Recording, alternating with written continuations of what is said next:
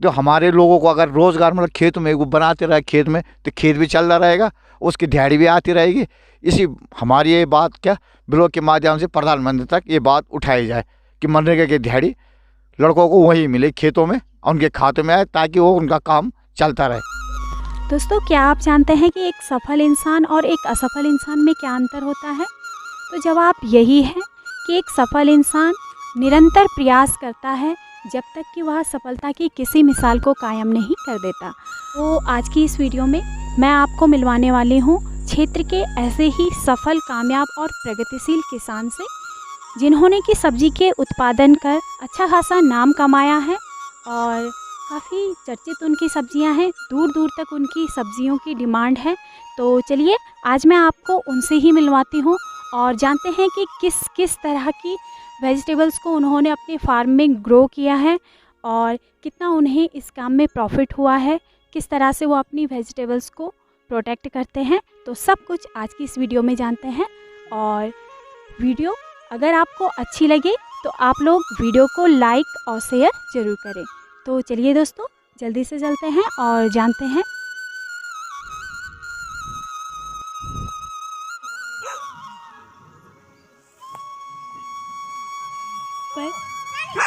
रखवाली के लिए यहाँ पर ये देखिए हमें आते हुए देख के।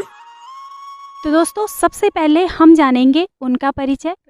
मैं गजय सिंह कंडारी उर्फ डॉन भाई, डॉन के नाम से पूरे हिंदुस्तान में फेमस है। गजय सिंह कंडारी हर गरीबों का मसीहा, माता मंदिर से लेकर शिवालय से लेकर सबसे पहले क्या इसी भाई ने नींव रखी थी हर जगह से, और गरीबों का साथ दिया, गरीबों की शादी में उसमें हर चीज़ की मदद की इस भाई ने। अब बन गया गरीब दा।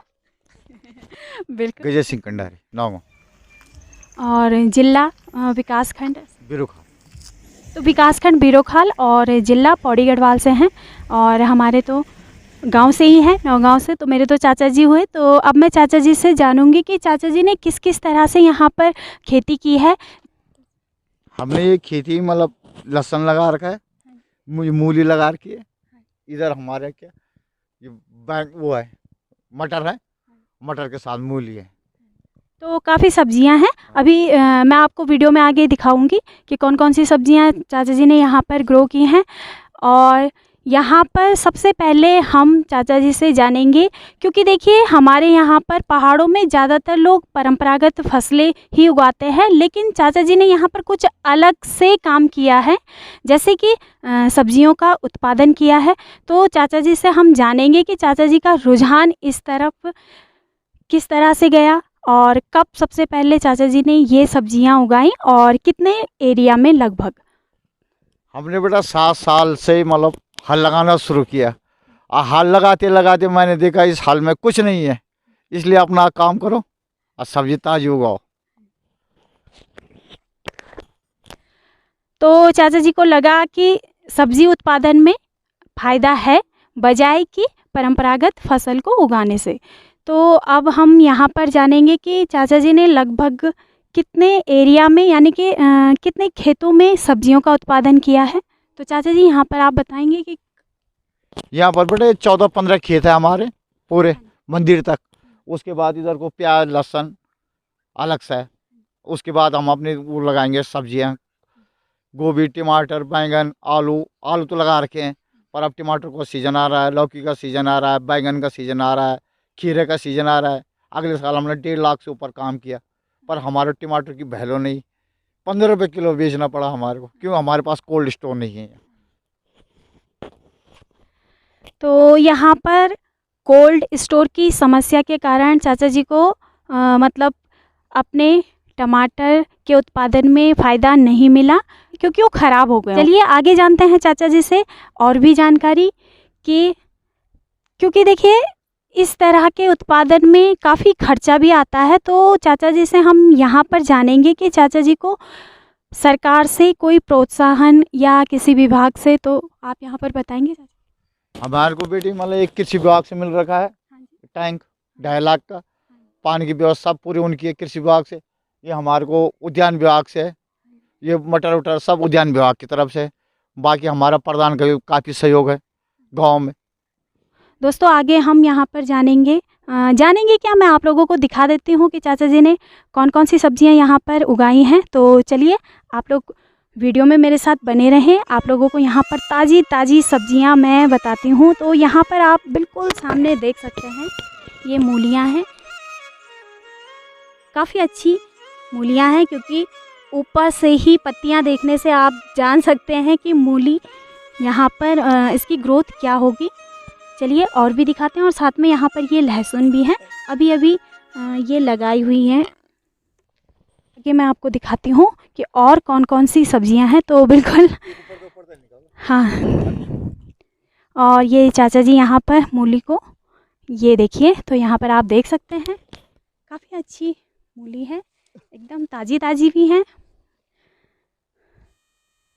तो अभी तो इससे बहुत कम टाइम हुआ होगा ना, जल्द 1.5 महीने में। हाँ जी, तो 1.5 महीने में मतलब आप देख सकते हैं इस तरह की मूली है। थोड़ा और टाइम इसे मिलेगा तो ये और कितनी बड़ी होगी। और यहाँ पर एक घरिया मूला भी आपको दिखाते हैं। तो घरिया मूला मुझे लगता है ये इस तरफ है। हाँ जी,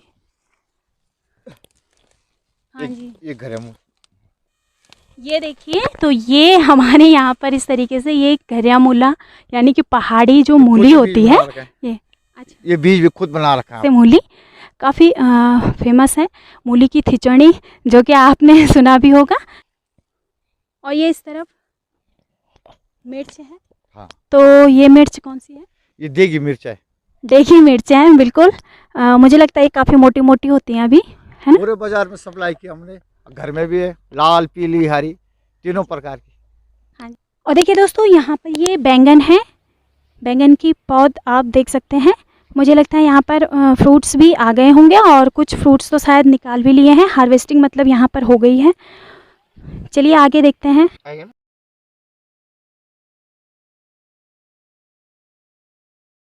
ये बैंगन है, ये सदाबहार है, 3 साल तक मतलब लगता रहता है। मतलब इनको टहनी काट दो और इसकी गुटाई कर दो, खाद बीज दे दो, हमेशा लगते रहते हैं 3 साल तक। फिर इधर को तो देख सकते हैं दोस्तों, पॉली हाउस के पीछे भी ये बड़ा सा खेत है, और यहाँ पर पूरे खेत में लगभग आलू यहाँ पर मुझे ज़्यादा देखने को मिल रहे हैं। तो पूरे आलू हैं, और आलू भी बिल्कुल तैयार हो रखे हैं। ये चाचा जी बता रहे हैं, ये देखिए चाचा जी आपको यहाँ पर खोद कर दिखाएंगे। तो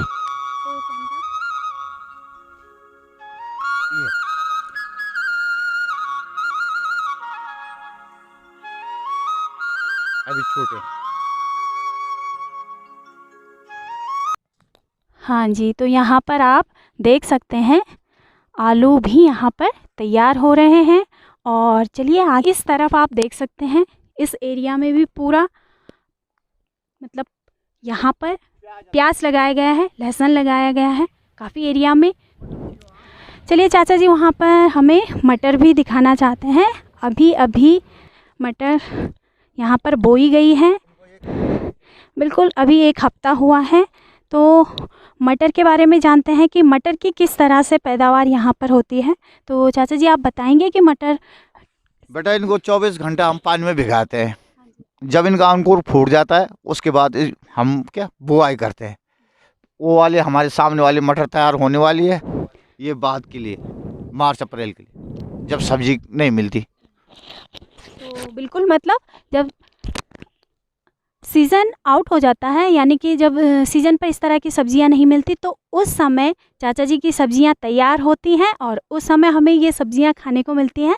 तो उसी समय सब्जियों का अच्छा खासा रेट भी मिलता है, क्योंकि तब ये सब्जियां बाज़ार में नहीं मिलती हैं, इस वजह से।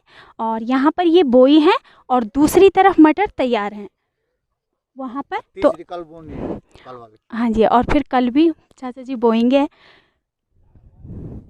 दोस्तों पहाड़ों में पॉली हाउस भी काफ़ी एक तरह से मैं कहूँगी कि प्रचलित यहाँ पर हो रहे हैं। पॉली हाउस में भी सब्जियों का उत्पादन किया जा रहा है। तो ये पॉली हाउस चाचा जी को इसके लिए कहाँ से मदद मिली है, और इसमें चाचा जी को प्रॉफिट हुआ या नहीं हुआ, कितने चाचा जी इसमें सक्सेस हुए हैं, तो चलिए ये भी हम जानना चाहेंगे। तो चाचा जी यहाँ पर ये आपका पॉली हाउस है, और पॉली हाउस पे आप बताएंगे कि आपने जो सब्जियों का उत्पादन किया तो उसमें आपको प्रॉफिट कहाँ तक हुआ है? प्रॉफिट सही हुआ बेटा, प्रॉफिट सही हुआ, पर जब थोड़ा सी प्रॉब्लम आई कि जब ड्रिप सिंचाई उस टाइम नहीं थी हमारे पास, टैंक नहीं था, अब टैंक बन गया कृषि विभाग द्वारा। तो उसके बाद फिर मतलब खीरा तो 1 किलो के करीब मतलब बैठा, एक खीरा आधे किलो 1 किलो से ऊपर ही हुआ। ये हमारा मतलब टमाटर का बीज है ये तैयार करने के लिए, क्योंकि आजकल मार्केट में रेट 80 रुपये किलो चल रहा है, इसलिए हमने कहा टमाटर यहाँ। हाँ जी, तो बिल्कुल जिसमें प्रॉफिट होगा वो काम तो होगा ही होगा। तो यहाँ पर टमाटर के रेट काफ़ी हाई हैं आजकल सीज़न में। आप लोग देखें तो चाचा जी ने टमाटर की पौध भी तैयार की है, और ये पॉली हाउस के अंदर आप देख सकते हैं। पॉली हाउस की देखिए ये खासियत है कि यहाँ पर जो सब्ज़ी तैयार की जाती है वो सीज़न से लगभग मैं कहूँगी 2 महीने पहले ही सब्ज़ी तैयार हो जाती है। तो अब बोलो। ये ताज़ी मटर है, इसके अंदर मतलब 11 दाने हैं हमारे, ठीक है ना। अब मटर के साथ हमने राई भी कर रखी है अभी, और टमाटर भी साथ साथ उग रहे हैं। टमाटर भी साथ में उग रहे हैं, मटर के दाने भी चाचा जी ने अभी बिल्कुल आपके सामने ही यहाँ पर खोलकर दिखाए। 11 12 दाने उसमें हैं, अच्छी मटर है। तो बिल्कुल जूम करके मैं आपको यहाँ पर दिखाना चाहूँगी बिल्कुल नज़दीक से। ये देखिए, ये है मूली, यहाँ पर ये देखिए, बहुत दूर दूर तक इस तरह की मूलियों की डिमांड होती है। ये देखिए, आप देख सकते हैं। उसके साथ में ताजे टमाटर भी है और ताजे मटर भी है, और टमाटर की पौध भी है और मटर भी है। तो पॉली हाउस लगाए हुए 1 साल तो हो गया है ना? हाँ जी, तो 1 साल हो गए हैं। अच्छा है मतलब इसमें भी, लेकिन थोड़ा सा उस समय क्योंकि इरिगेशन यानी सिंचाई की व्यवस्था नहीं थी तो इस वजह से शायद उतना प्रॉफिट नहीं हुआ। लेकिन अब टैंक मिल गया है चाचा जी को, तो अब और भी अच्छे से यहाँ पर काम करेंगे। तो आप देख सकते हैं ये पूरा पॉली हाउस है चाचा जी का। यहाँ पर राई की पत्तियाँ आप देख सकते हैं, बड़ी बड़ी हैं। तो दोस्तों, अगर आपको भी सेहत बनानी है, ताज़ी ताज़ी सब्जियां खानी है, तो बहुत दूर आपको नहीं जाना, बिल्कुल पास में ही है आपको आना। तो रोड से अगर आप 2 जंप भी मारेंगे ना, तो आप बिल्कुल यहाँ पर चाचा जी के खेतों में आ जाएंगे, और यहाँ से ताज़ी ताज़ी सब्जियां जो आप लेना चाहें ले सकते हैं। तो दोस्तों, काफ़ी एरिया में यहाँ पर कई सब्जियां आपने देखी जो कि आजकल नवंबर दिसंबर के माह में होती हैं। और यहाँ पर अब मैं चाचा जी से सबसे अहम सवाल पूछना चाहूँगी कि चाचा जी जंगली जानवरों से किस तरह अपनी फसल को सुरक्षित रखते हैं? महत्वपूर्ण यही है कि हमारे गांव के लोग क्या चौकीदारी देने के लिए आ नहीं सकते। अगर हर कोई आदमी आ जाएगा, अब मेहनत करेगा, तो यहाँ गढ़वाल बराबर स्वर्ग कहीं भी नहीं है। रात को भी आप चौकीदारी देते होंगे यहाँ पे? 2 बजे तक। और क्योंकि काफ़ी सब्जियाँ हैं, काफ़ी देखरेख करनी होती है, तो इसके लिए साथ में आपके और भी मददगार कोई ना, अकेले कभी घरवाली आ जाती है बस। तो बिल्कुल चाची हैं साथ में, और चाचा चाची दोनों ही इस काम को करते हैं। तो देखिए, अकेले हिम्मत बना रखी है उन्होंने काम को करने की, और अच्छा खासा मुनाफा भी कमा रहे हैं और नाम भी कमा रहे हैं। तो कौन कहता है कि इस तरह के काम में इज्जत नहीं, शोहरत नहीं, पैसा नहीं? बिल्कुल है, क्योंकि अगर इस तरह लगन और मेहनत से किसी भी कार्य को किया जाए तो। और वैसे भी अगर आप देखें तो देखिए, हर सेक्टर में अगर हम देखें तो जीडीपी लगभग माइनस है। अकेले एग्रीकल्चर ही पॉजिटिव है जिसने अकेले देश को संभाला है। तो बिल्कुल इस तरह के कार्यों में हर युवा को आगे आना चाहिए। आज का युवा पढ़ा लिखा है, और पढ़ा लिखा होने के बाद अच्छी तकनीकी से वो खेती को और भी अच्छे तरीके से कर सकता है। आगे यहाँ पर हम जानना चाहेंगे कि पलायन को रोकने के लिए किस तरह से यहाँ पर रोज़गार दिया जाए। तो इस बारे में चाचा जी क्या कहना चाहते हैं, चलिए जानते हैं।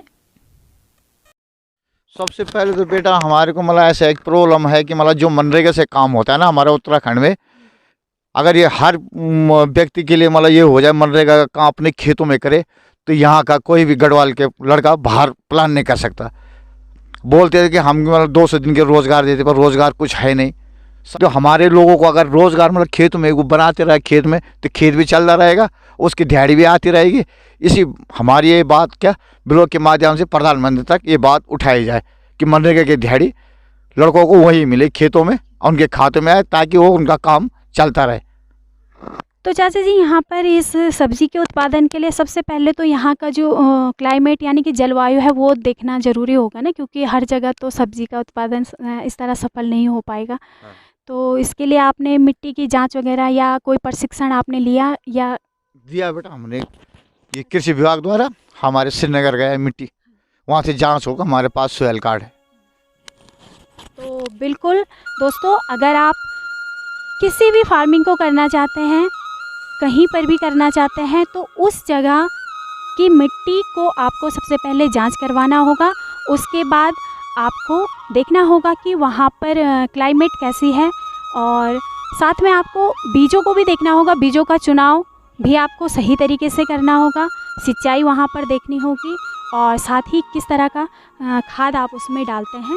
तो ये सब कुछ आपको ध्यान देना होगा, तभी आप सफल किसान बनेंगे। और सफल किसान आजकल देखिए, मैं ये नहीं कहूँगी, देखिए पहले कहा जाता था कि जो पढ़ता लिखता नहीं है तो वो खेती का काम कर लेता है, तो आज बिल्कुल ये बात मैं गलत कहूँगी, क्योंकि कई एग्जाम्पल आपने देखे होंगे, पढ़ा लिखा युवा लाखों की जॉब छोड़कर इस तरह के काम कर रहा है, अपनी खेती को आगे बढ़ा रहा है, पूरा योगदान वो फार्मिंग में दे रहा है। तो यहाँ पर चाचा जी भी मतलब एक तरह से मैं कहूँगी कि इस तरह के उत्पादन से सभी को प्रेरित कर रहे हैं, क्षेत्र में सभी को उनसे प्रेरणा मिल रही है। और हाँ जी, और ख़ासकर गांव में बाकी लोगों को भी इससे प्रेरणा मिल रही है।